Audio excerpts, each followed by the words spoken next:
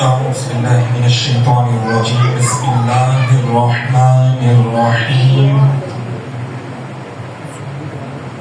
فاستبقوا الخيرات صدق الله العظيم إن الله وملائكته يصلون على النبي يا أيها الذين آمنوا صلوا عليه وسلموا تسليما الصلاة والسلام عليك يا سيدي يا رسول الله وعلى آلك وأصحابك يا حبيب الله الصلاة والسلام عليك يا سيدي يا رحمة للعالمين وعلى آلك وأصحابك يا سيدي يا خاتم النبيين.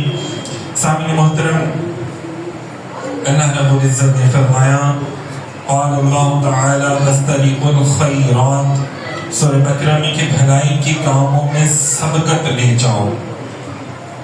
آگے حدیث رسول صلی اللہ علیہ وسلم انشاءاللہ اس کی شرح میں بیان کریں گے.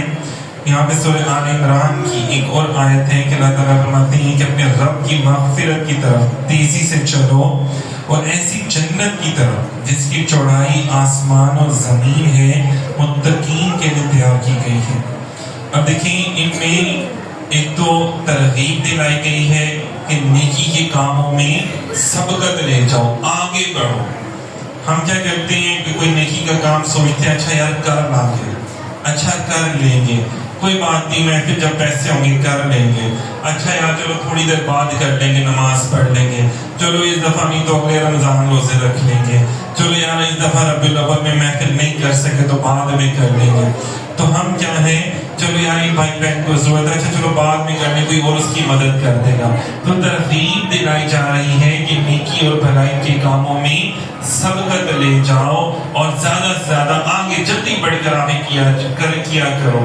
اور فرمایا اللہ تعالیٰ کی جو جنت ہے نا وہ کوئی چھوٹی موٹی جنت نہیں ہے کہ اس میں 7 آسمان 7 زمین بھی سما جائیں تو پھر بھی اس جنت کی جو ہے نا وہ گہرائی اور اس کی لمبائی اس کی چوڑائی وہ ختم نہیں ہو سکتی. تو یہ اللہ تعالیٰ نے اپنی شان کے لائق اپنے شان کے مطابق جو ہے اس کو بنایا ہوا ہے.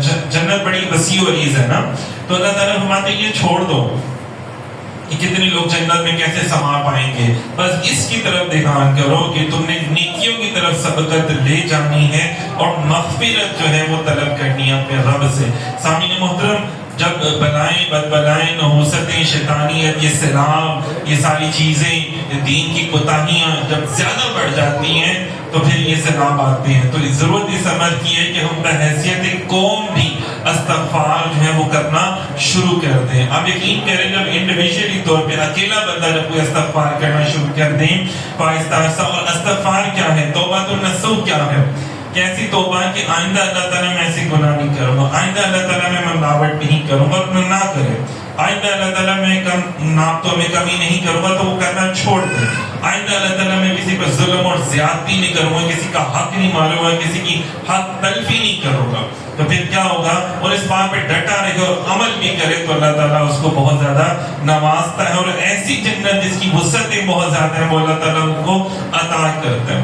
ہم اکثر کہتے ہیں نا سبحان اللہ کہا کریں، سبحان اللہ کی تسبیح پڑھا کریں، الحمدللہ اللہ اکبر کی تسبیحات پڑھا کریں، یہ تسبیح فاطمہ ہے اس کو پڑھا کریں، بڑا کرم ہو جاتا ہے. تو احادیث میں روایات میں آتا ہے کہ جب کوئی ایک بندہ سبحان اللہ کہتا ہے، دیکھیے میں صرف اللہ تعالیٰ کے ایک جو حمد و ثنا کے حوالے سے جو ورڈز آتے ہیں الفاظ آتے ہیں ان کا تھوڑی سی فضیلت بیان کر رہا ہوں. تو پورا قرآن ہے پھر احادیث ہے، اور پھر جب جو عمل کرے گا پھر جس نے صرف کہا زبان سے سبحان اللہ کہ اللہ تعالیٰ آپ پاک ہیں، کیا ذات ہے اللہ تعالیٰ کی، کیا تعریف کے لائق ذات ہے.